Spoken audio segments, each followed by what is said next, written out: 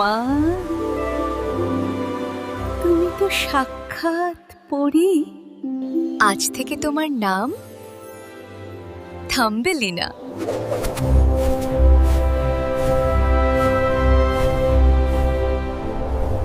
কখনো কি মনে হয়েছে এই বিশাল পৃথিবীতে আপনি যেন বেমানান? আজকের গল্প ছোট্ট থাম্বেলিনার জীবনযুদ্ধ। যাদের সব আছে তাদেরও কখনো কখনো শূন্যতা গিলে খায়। মখমল, সোনা সব ছিল, শুধু ছিল না কারো মা বলে ডাক। এই সব কিছু থেকেও যেন কিচ্ছু নেই। যদি ছোট্ট একটা মেয়ে থাকতো। নিঃসঙ্গতা সইতে না পেরে সে গেল গ্রামের শেষ প্রান্তে এক রহস্যময় কুঁড়ে ঘরে। কাঠের দরজাটা যেন কিসের অপেক্ষায় ছিল। আমি জানি তুমি কেন এসেছো। সন্তান চাই, তাই না? আমার ঘরটা খুব নীরব। আমার একটা সন্তান চাই। এটা সাধারণ জবের দানা নয়, টবে পুঁতে দিও, বাকিটা ম্যাজিক। ধন্যবাদ, আমি চিরঋণী থাকব। সে বীজটা পুঁতে দিল, যেন নিজের একাকিত্বকে মাটির নিচে শুইয়ে দিল।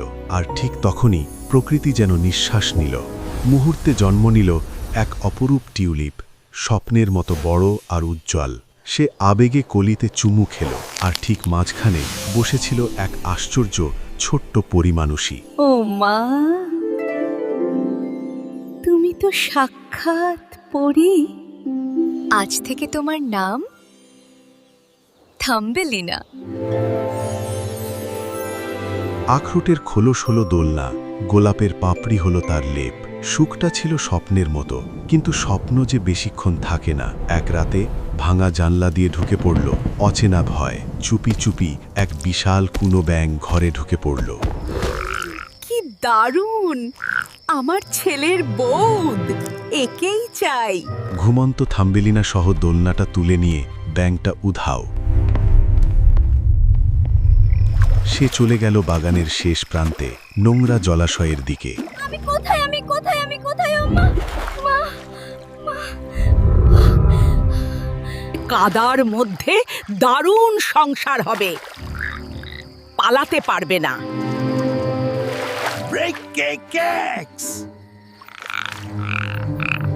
ভোরের আগে সে শুধু কাঁদল, জল আর কাদা চারদিকে অচেনা।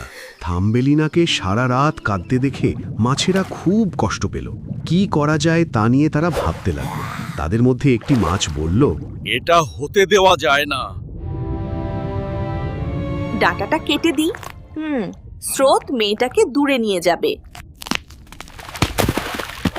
টুপ করে ছিঁড়ে গেল ডাঁটা, আর শাপলা পাতা ভেসে চলল। আমি পানির স্রোতে ভেসে যাচ্ছি। ব্যাঙটা কিছু বুঝে ওঠার আগেই স্রোত থাম্বেলিনাকে নিয়ে গেল। তার সঙ্গী হলো এক সাদা প্রজাপতি, যেন পথ দেখানো এক ছোট্ট ইশারা। যদি আমি বাঁচি, আমাকে নিজের জায়গা খুঁজে পেতেই হবে। কিন্তু এই মুক্তির পরেও সামনে ছিল আরো বড় বিপদ। থাম্বেলিনার সাহস যদি আপনার ভালো লাগে, ভিডিওটায় একটা লাইক দিন। এমন হৃদয় ছোঁয়া ফেয়ারি টেল পেতে চ্যানেলটা সাবস্ক্রাইব করে রাখুন। স্রোত থাম্বেলিনাকে ভাসিয়ে নিয়ে যেতে থাকল, আর ঠিক তখনই ডানার এক অদ্ভুত শব্দ ভেসে এলো। এটা কি? জঙ্গলের ভেতর থেকে উড়ে এলো এক বিশাল গুবরে পোকা। না, ছাড়ো!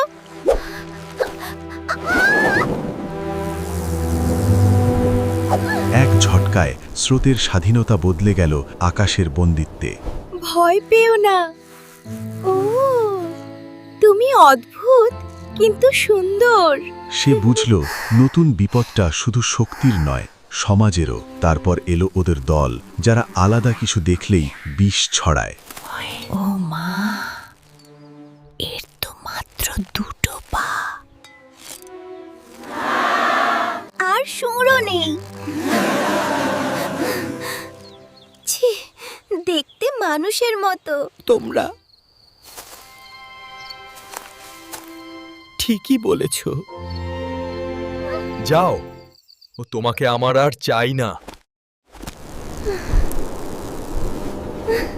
এক ডেইজি ফুলের ওপর তাকে ফেলে রেখে চলে গেল। আমি কি সত্যি এত অসুন্দর?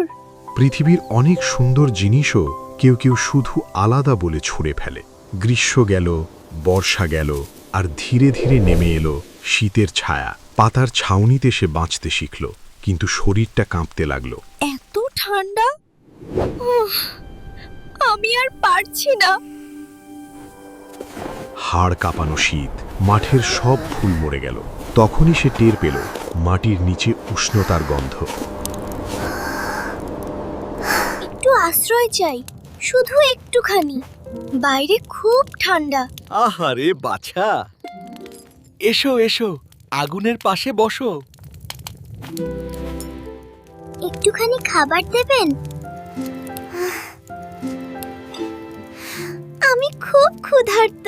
তুমি ঘরটা একটু গুছিয়ে দিও আর আমাকে গল্প শুনিও, তাতেই হবে। কিছুদিন উষ্ণতা ছিল, কিন্তু সব উষ্ণ আশ্রয়ই যে নিরাপদ তা নয়। শোনো, আমাদের প্রতিবেশী মিস্টার মোল খুব ধনী।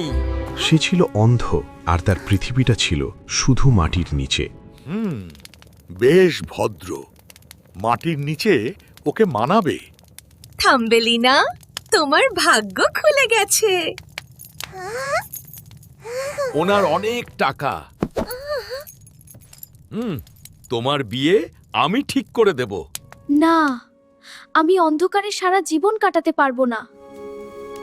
চিকা তাকে নিয়ে গেল নিজের সুড়ঙ্গ দেখাতে, যেখানে সূর্য কখনো পৌঁছায় না। এখানে এখানে শ্বাস নিতেও ভয় লাগে। সেখানে পড়েছিল একটা সোয়ালো পাখি, শীতে জমে নিস্তব্ধ। দেখলে তো, গান গাওয়ার পরিণাম এখন পড়ে আছে। কি নিষ্ঠুর শীত!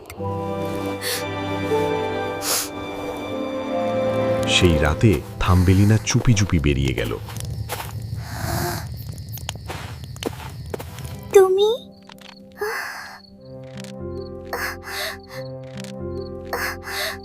বেঁচে আছো? শোনো বন্ধু, এই গরম কাপড়টা নাও।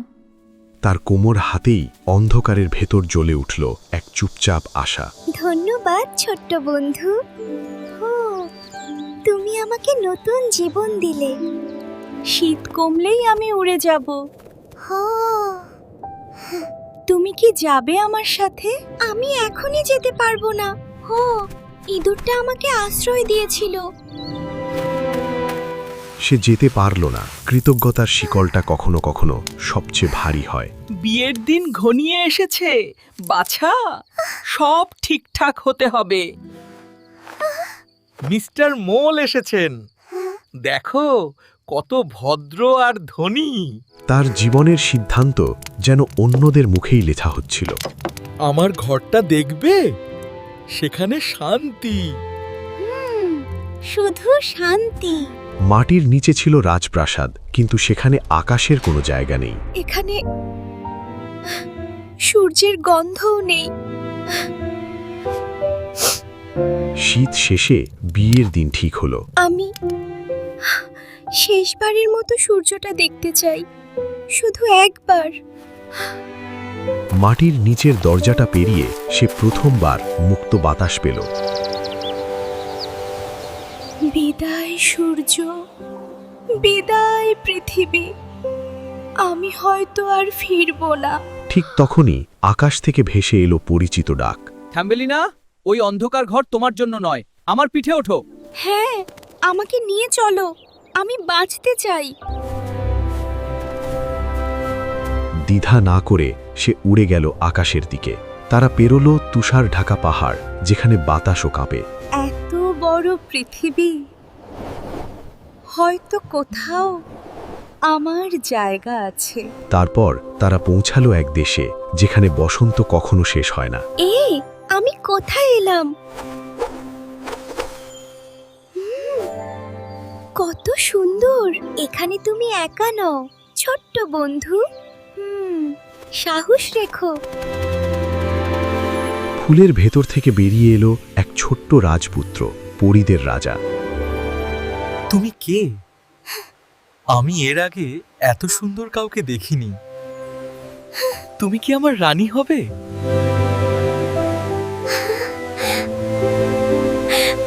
হ্যাঁ, আমি রাজি।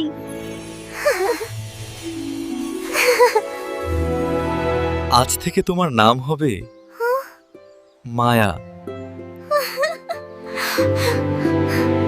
সে পেল রূপলি ডানা আর নিজের আকাশ।